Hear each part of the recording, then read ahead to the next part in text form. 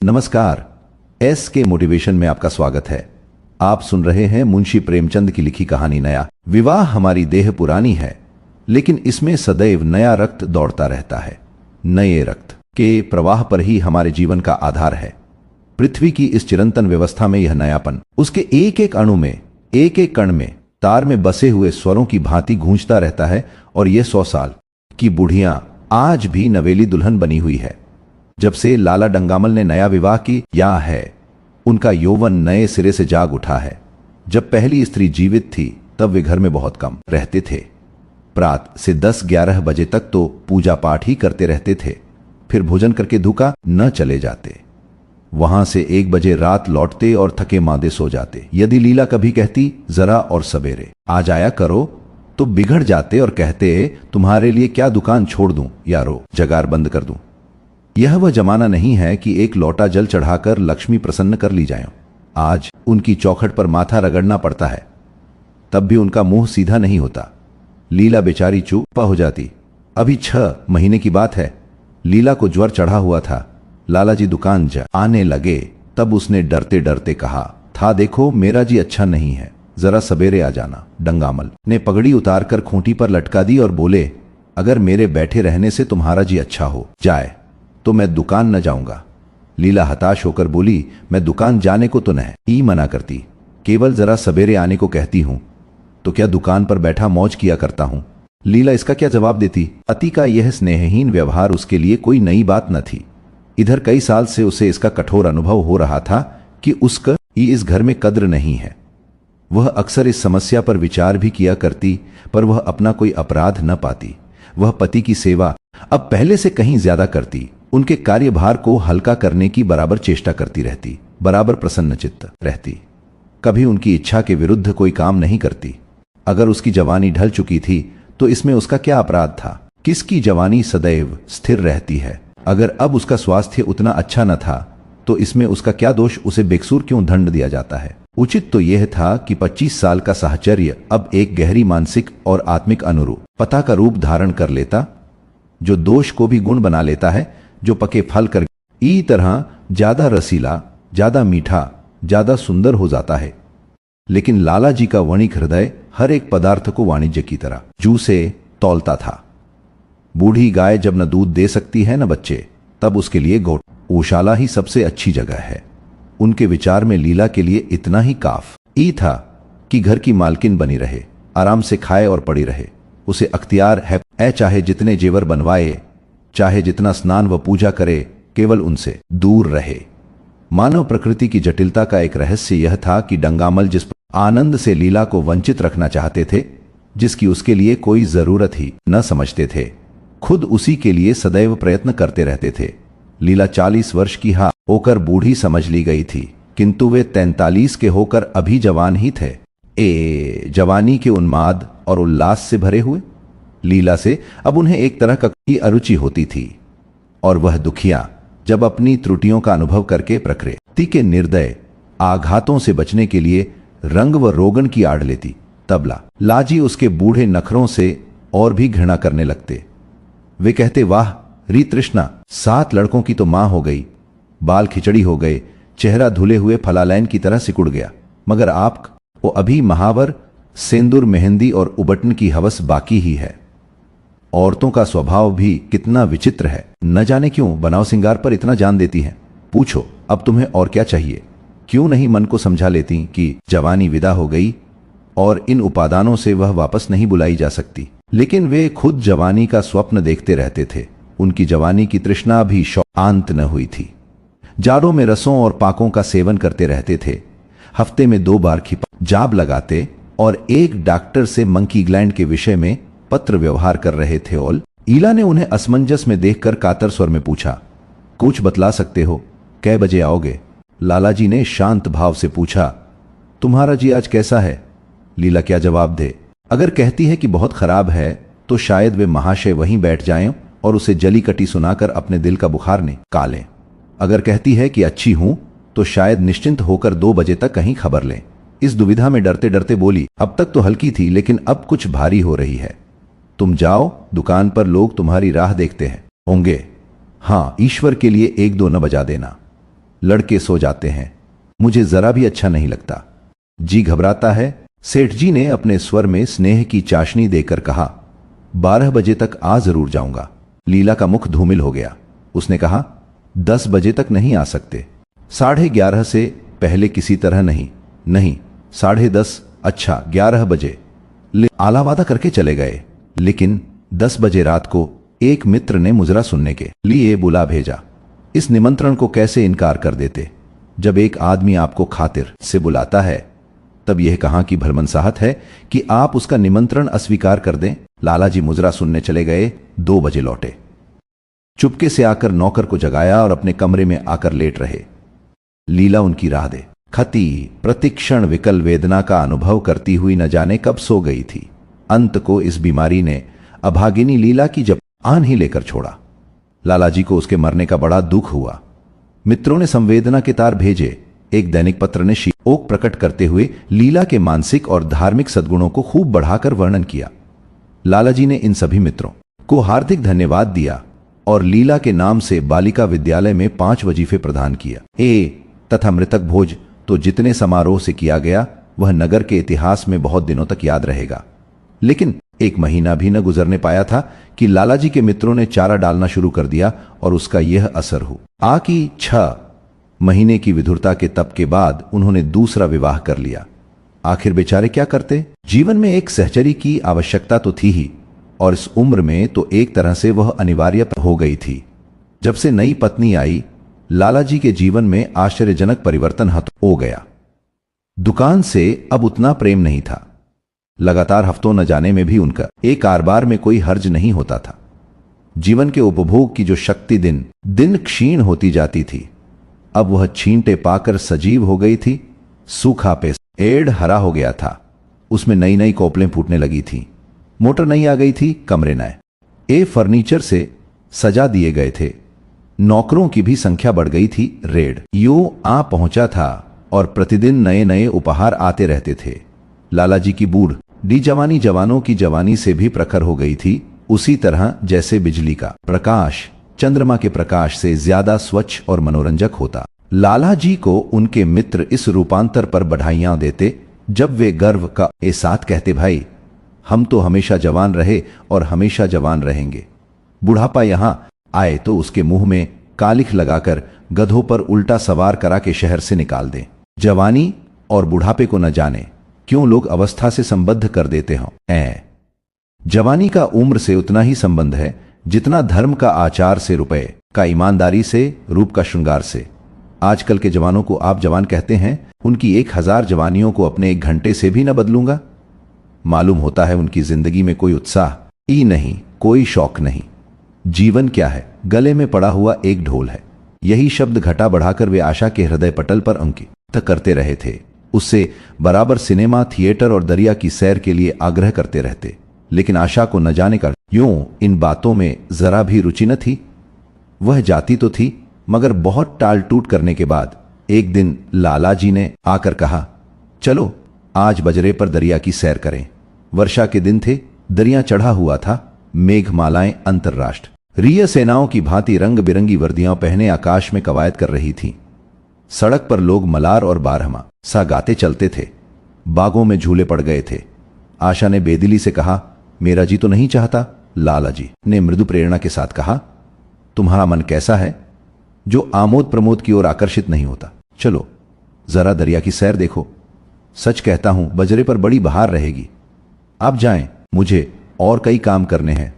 काम करने को आदमी है, तुम क्यों काम करोगी? महाराज अच्छे सालन नहीं पकाता। आप खाने बैठेंगे तो यूं ही उठ जाएंगे। आशा अपने अवकाश का बड़ा भाग लालाजी के लिए तरह तरह का भोजन पकाने में ही लगाती थी। उसने किसी से सुन रखा था कि एक विशेष अवस्था के बाद पुरुष के जीवन का सबसे बड़ा सुख रसना का स्वाद ही रह जाता है।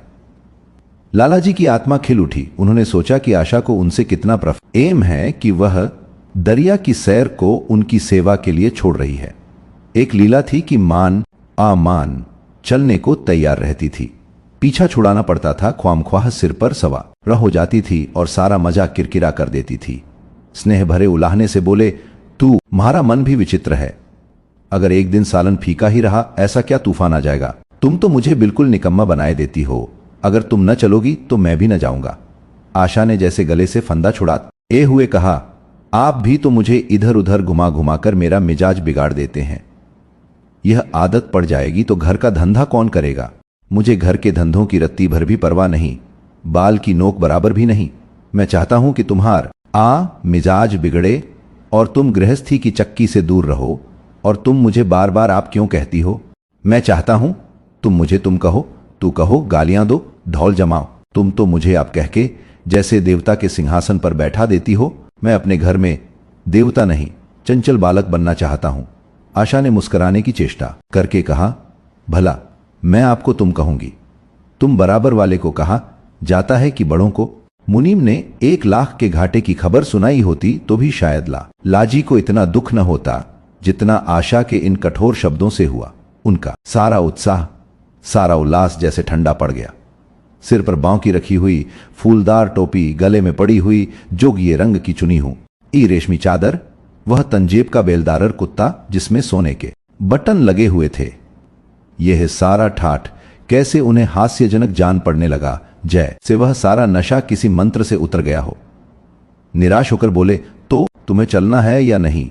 मेरा जी नहीं चाहता तो मैं भी ना जाऊं। मैं आपको कब मना करती हूं? फिर आप कहा। आशा ने जैसे भीतर से जोर लगाकर कहा, तुम, और उसका मुखमंडल लज से आरक्त हो गया। हां, इसी तरह तुम कहा करो तो तुम नहीं चल रही हो। अगर मैं कहूं तुम्हें चलना पड़ेगा तब चलूंगी। आपकी आज्ञा मानना मेरा धर्म है। लालाजी आज्ञा न दे सके। आज्ञा और धर्म जैसे शब्द उनके कान में चुभने से लगे। खिसियाए हुए बाहर को चल पड़े। उस वक्त आशा को उन पर दया आ गई। बोली, तो कब तक लौटोगे?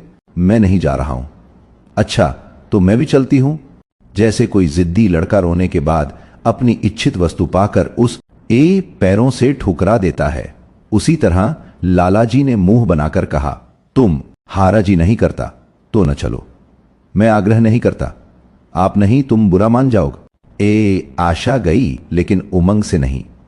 जिस मामूली वेश में थी उसी तरह चल खड़ी हुई। न कोई सजीली साड़ी, न जड़ाऊ गहने, न कोई सिंगार, जैसे कोई विधवा हो।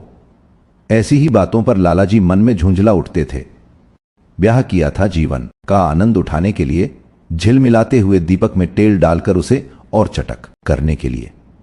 अगर दीपक का प्रकाश तेज न हुआ तो तेल डालने से लाभ न जाने। इसका मन क्यों इतना शुष्क और नीरस है, जैसे कोई ऊसर का पेड़ हो, कितना ही पानी डालो उसमें हरी पत्तियों के दर्शन न होंगे।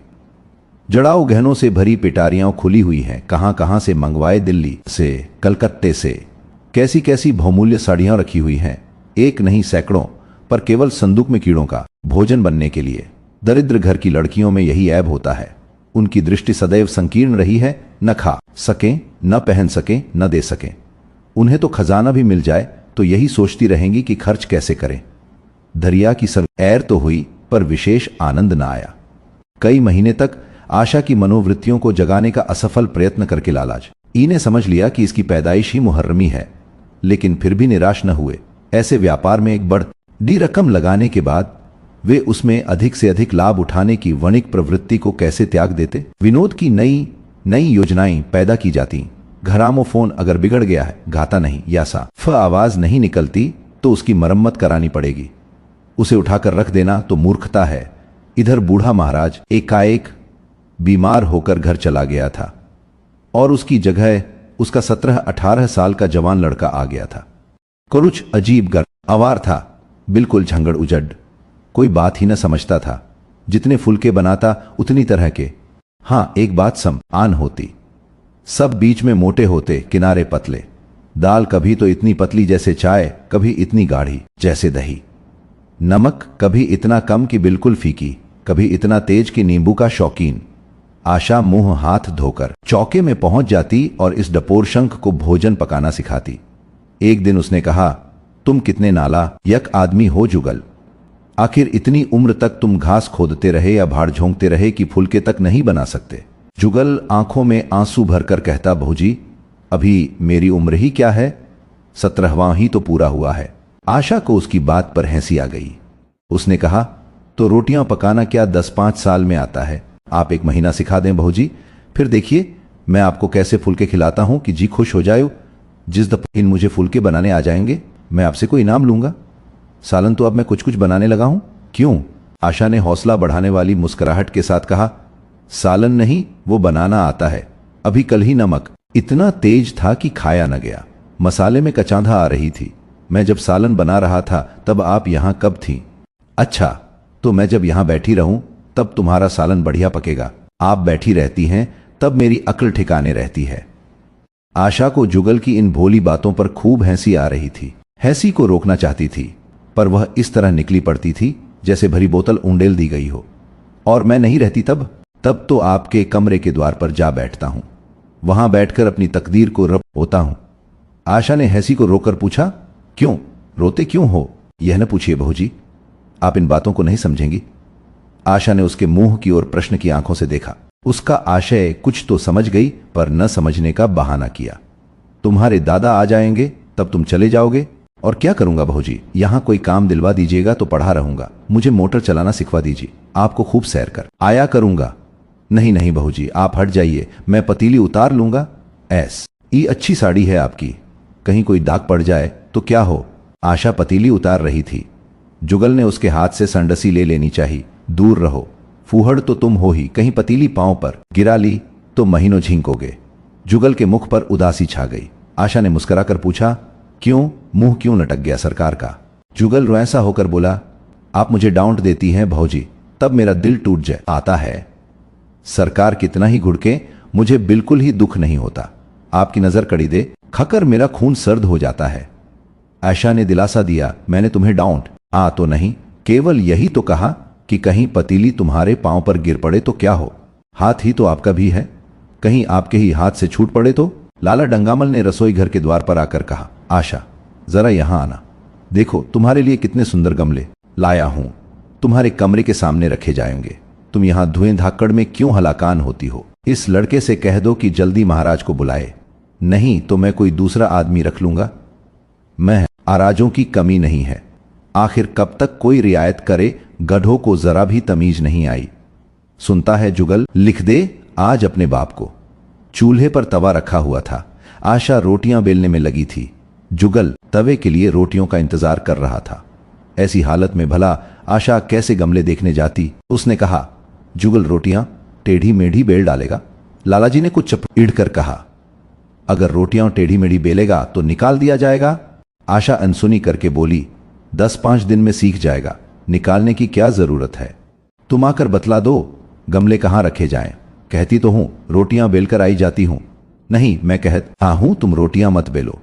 आप तो ख्वामख्वाह जिद करते हैं लालाजी सन्नाटे, जैसे कोई जिद्दी लड़का रोने के बाद अपनी इच्छित वस्तु पाकर उस पैरों से ठुकरा देता है। उसी तरह लालाजी ने मुंह बनाकर कहा, तुम हाराजी नहीं करता तो न चलो। मैं आग्रह नहीं करता, आप नहीं तुम बुरा मान जाओगे। आशा गई लेकिन उमंग से नहीं। जिस मामूली वेश में थी उसी तरह चल खड़ी हुई। न कोई सजीली साड़ी, न जड़ाऊ गहने, न कोई सिंगार, जैसे कोई विधवा हो। ऐसी ही बातों पर लालाजी मन में झुंझला उठते थे। ब्याह किया था जीवन का आनंद उठाने के लिए, झिलमिलाते हुए दीपक में तेल डालकर उसे और चटक करने के लिए। अगर दीपक का प्रकाश तेज न हुआ तो तेल डालने से लाभ न जाने। इसका मन क्यों इतना शुष्क और नीरस है, जैसे कोई ऊसर का पेड़ हो, कितना ही पानी डालो उसमें हरी पत्तियों के दर्शन न होंगे। जड़ाऊ गहनों से भरी पिटारियां खुली हुई हैं, कहां कहां से मंगवाए, दिल्ली से, कलकत्ते से। कैसी कैसी बहुमूल्य साड़ियां रखी हुई हैं, एक नहीं सैकड़ों, पर केवल संदूक में कीड़ों का भोजन बनने के लिए। दरिद्र घर की लड़कियों में यही ऐब होता है, उनकी दृष्टि सदैव संकीर्ण रही है। न खा सकें, न पहन सकें, न दे सकें। उन्हें तो खजाना भी मिल जाए तो यही सोचती रहेंगी कि खर्च कैसे करें। दरिया की सैर तो हुई पर विशेष आनंद न आया। कई महीने तक आशा की मनोवृत्तियों को जगाने का असफल प्रयत्न करके लालाजी ने समझ लिया कि इसकी पैदाइश ही मुहर्रमी है, लेकिन फिर भी निराश न हुए। ऐसे व्यापार में एक बड़ी रकम लगाने के बाद वे उसमें अधिक से अधिक लाभ उठाने की वणिक प्रवृत्ति को कैसे त्याग देते? विनोद की नई नई योजनाएं पैदा की जाती। ग्रामोफोन अगर बिगड़ गया है, गाता नहीं या साफ आवाज नहीं निकलती तो उसकी मरम्मत करानी पड़ेगी। उसे उठाकर रख देना तो मूर्खता है। इधर बूढ़ा महाराज एकाएक बीमार होकर घर चला गया था और उसकी जगह उसका 17-18 साल का जवान लड़का आ गया था। कुछ अजीब गर अवार था, बिल्कुल झंगड़ उजड़, कोई बात ही न समझता था। जितने फुलके बनाता उतनी तरह के। हाँ, एक बात सम आन होती, सब बीच में मोटे होते, किनारे पतले। दाल कभी तो इतनी पतली जैसे चाय, कभी इतनी गाढ़ी जैसे दही। नमक कभी इतना कम कि बिल्कुल फीकी, कभी इतना तेज कि नींबू का शौकीन। आशा मुंह हाथ धोकर चौके में पहुंच जाती और इस डपोर शंख को भोजन पकाना सिखाती। एक दिन उसने कहा, तुम कितने नाला यक आदमी हो जुगल, आखिर इतनी उम्र तक तुम घास खोदते रहे या भाड़ झोंकते रहे कि फुलके तक नहीं बना सकते। जुगल आंखों में आंसू भरकर कहता, भौजी अभी मेरी उम्र ही क्या है, 17वां ही तो पूरा हुआ है। आशा को उसकी बात पर हंसी आ गई। उसने कहा, तो रोटियां पकाना क्या 10-5 साल में आता है? आप 1 महीना सिखा दें भौजी, फिर देखिए मैं आपको कैसे फुलके खिलाता हूं कि जी खुश हो जाए। जिस दफा इन मुझे फुलके बनाने आ जाएंगे मैं आपसे कोई इनाम लूंगा। सालन तो अब मैं कुछ कुछ बनाने लगा हूं। क्यों? आशा ने हौसला बढ़ाने वाली मुस्कुराहट के साथ कहा, सालन नहीं, वो बनाना आता है। अभी कल ही नमक इतना तेज था कि खाया न गया, मसाले में कचांधा आ रही थी। मैं जब सालन बना रहा था तब आप यहां कब थी? अच्छा, तो मैं जब यहां बैठी रहूं तब तुम्हारा सालन बढ़िया पकेगा। आप बैठी रहती हैं तब मेरी अक्ल ठिकाने रहती है। आशा को जुगल की इन भोली बातों पर खूब हंसी आ रही थी। हंसी को रोकना चाहती थी पर वह इस तरह निकली पड़ती थी जैसे भरी बोतल उंडेल दी गई हो। और मैं नहीं रहती तब तो आपके कमरे के द्वार पर जा बैठता हूं, वहां बैठकर अपनी तकदीर को रब होता हूं। आशा ने हंसी को रोककर पूछा, क्यों रोते क्यों हो? यह न पूछिए भौजी, आप इन बातों को नहीं समझेंगी।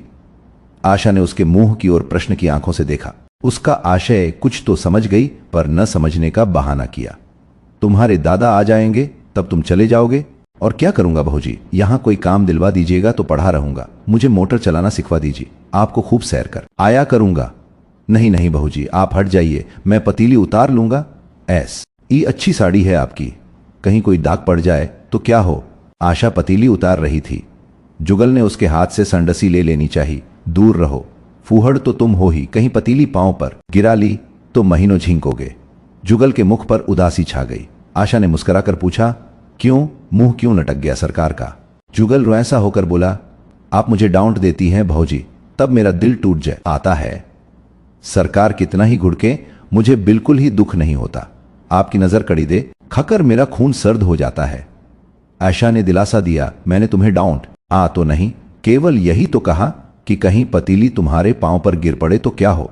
हाथ ही तो आपका भी है, कहीं आपके ही हाथ से छूट पड़े तो? लाला डंगामल ने रसोई घर के द्वार पर आकर कहा, आशा जरा यहां आना, देखो तुम्हारे लिए कितने सुंदर गमले लाया हूं, तुम्हारे कमरे के सामने रखे जाएंगे। तुम यहां धुएं धाकड़ में क्यों हलाकान होती हो? इस लड़के से कह दो कि जल्दी महाराज को बुलाए, नहीं तो मैं कोई दूसरा आदमी रख लूंगा। मैं आराजों की कमी नहीं है, आखिर कब तक कोई रियायत करे? गधों को जरा भी तमीज नहीं आई। सुनता है जुगल, लिख दे आज अपने बाप को। चूल्हे पर तवा रखा हुआ था। आशा रोटियां बेलने में लगी थी। जुगल तवे के लिए रोटियों का इंतजार कर रहा था।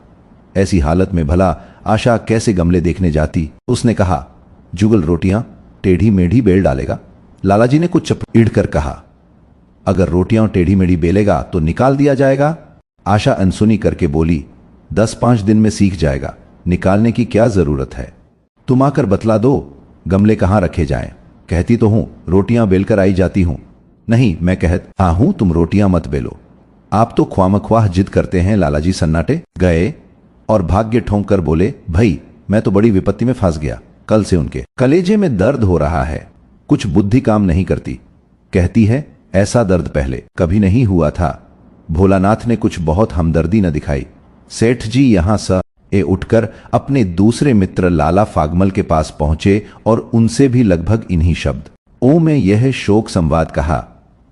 फागमल बड़ा शोहदा था, मुस्कुराकर बोला, मुझे तो वो आपकी शरारत मालूम होती है। सेठ जी की बाँछें खिल गईं। उन्होंने कहा, मैं अपना दुख सुना रहा हूं और तुम्हें दिल लगी सोचती है। जरा भी आदमियत तो ममे नहीं है। अब मैं दिल लगी नहीं कर रहा हूं, इसमें दिल लगी की क्या बात है? वे हैं कमसिन कोमलांगी, आप ठहरे पुराने लठैत दंगल के पहलवान। बस अगर ये बात ना निकले तो मुझे मुड़ा लूं। सेठ की आंखें जगमगा उठी। मन में यौवन की भावना प्रबल हो उठी और उसके साथ ही मुख पर भी यौवन की झलक आ गई। छाती जैसे कुछ फैल गई। चलते समय उनके पग कुछ अधिक मजबूती से जमीन पर पड़ने लगे और सिर की टोपी भी न जाने कैसे बांकी हो गई। आकृति से बांकपन की शान बरसने लगी। जुगल ने आशा को सिर से पांव तक जगमगाते देखकर कहा, बस बहू जी, आप इसी तरह पहने ओढ़े रहा करें। आज मैं आपको चूल्हे के पास न आने दूंगा। आशा ने नैनबाण चलाकर कहा, क्यों, आज यह नया हुक्म क्यों? पहले तो तुमने कभी मना नहीं किया। आज की बात दूसरी है। जरा सुनूं, क्या बात है? मैं डरता हूं आप कहीं नाराज न हो जाएं। नहीं नहीं, कहो। मैं नाराज न होंगी। आज आप बहुत सुंदर लग रही हैं। लाला डंगामल ने असंख्य बार आशा के रूप और यौवन की प्रशंसा की थी, मगर उनकी प्रशंसा में उसे बनावट की गंध आती थी।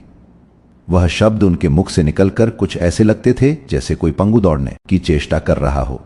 जुगल के इन सीधे शब्दों में एक उन्माद था, नशा था, एक चोट थी। आशा की सारी देह प्रकंपित हो गई। तुम मुझे नजर लगा दोगे जुगल? इस तरह क्यों घूरते हो? जब यहां से चला जाऊंगा तब आपकी बहुत याद आएगी। रसोई पकाकर तुम सारे दिन क्या किया करते हो? दिखाई नहीं देते। सरकार रहते हैं इसीलिए नहीं आता। फिर अब तो मुझे जवाब मिल रहा है। देखिए, भगवान कहां लौट ए जाते हैं। आशा की मुख मुद्रा कठोर हो गई। उसने कहा, कौन तुम्हें जवाब देता है? सरकार ही तो कहते हैं तुझे निकाल दूंगा। अपना काम किए जाओ, कोई नहीं निकालेगा। अब तो तुम फुलके भी अच्छे बनाने लगे। सरकार हैं बड़े गुस्सेवर दोचा। दिन में उनका मिजाज ठीक किए देती हूं। आपके साथ चलते हैं तो आपके बाप से लगत ए हैं। तुम बड़े मोहफ्ट हो। खबरदार, जबान संभाल कर बातें किया करो। किंतु अप्रसन्नता का यह झीना आवरण उनके मनोरहस्य को न छिपा सका। वह प्रकाश की भांति उसके अंदर से निकला पड़ता था। जुगल ने फिर उसी निर्भीकता से कहा, मेरा मुंह कोई बंद कर ले। यहां या सभी यही कहते हैं।